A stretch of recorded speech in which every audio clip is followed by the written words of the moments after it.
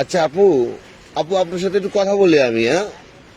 আপনি এই যে নোংরা ময়লা জায়গা থেকে এই কাগজগুলো তুলতেছেন, কাগজগুলো থেকে আপনি কি কাজ করতেছেন এখানে? এই যে বিসমিল্লাহির রহমানির রহিম লেখা আছে, সর্বশ্রেষ্ঠ আয়াত হলো কোরআনের ভিতরে এই আয়াতটা।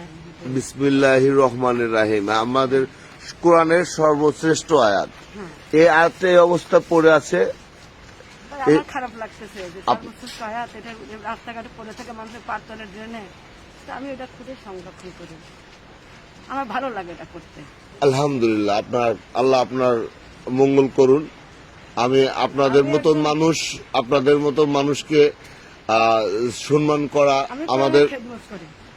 জি, আল্লাহ আপনার খেদমত করবেন, আল্লাহ আপনার খেদমত করবেন। আমি প্রায় দিনই দেখি আপনার এই রাস্তাঘাটে, আমার খারাপ লাগে আপনাকে আমি এই কাজটা করেন আপনি। আর এই আয়াতটা মানুষের পাতলে পড়ে থাকে। কতদিন যাবত এই কাজটা করতেছেন আপনি?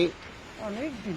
অনেক দিন যাবত এই কাজটা করেন আপনি। সকালে বের হন, আমি ডায়াবেটিস রোগী, তার হাঁটা আমি প্রায় দিনে আপনাকে দেখি যে আপনি এই কাজটা করেন। নোংরা জায়গা থেকে যেটা অন্য একজন মানুষকে হাতও দিবে না, অথচ আপনি সেখান থেকে ময়লার কাগজটার থেকে তুলে আপনি বিসমিল্লাহির রহমানির রহিমটাকে সংরক্ষণ করে নদীতে ফেলে দিচ্ছেন না? আবার আল্লাহ সর্বশক্তিমান। আল্লাহ সর্বশক্তিমান, এই লেখাটা আর বিসমিল্লাহির রহমানির রহিম, এটা আপনি সংরক্ষণ করেন আপনি তো এরকম করে প্রত্যেকটা জায়গা থেকে এরকম করে সংরক্ষণ করে যাচ্ছেন কন্টিনিউ। আমি ডায়াবেটিস রোগী, তো আমার আধা ঘন্টা আমাদের সবারই উচিত একে সংরক্ষণ করা। আপনার মতে কি, আপনি কি এটা মত দেন যে সবারই উচিত? কোরআন শরীফ আয়াত না, কোরআন তো মুসলিম জানে সকলের জন্য কোরআন। জি আর জি সর্বশ্রেষ্ঠ কোরআন হলো আসমানি কিতাব। জি এই কিতাবটা সর্বপ্রথম আয়াতটা এভাবে লেখা ঠিক নেই অবশ্য। জি, আল্লাহ আপনার মঙ্গল করুন।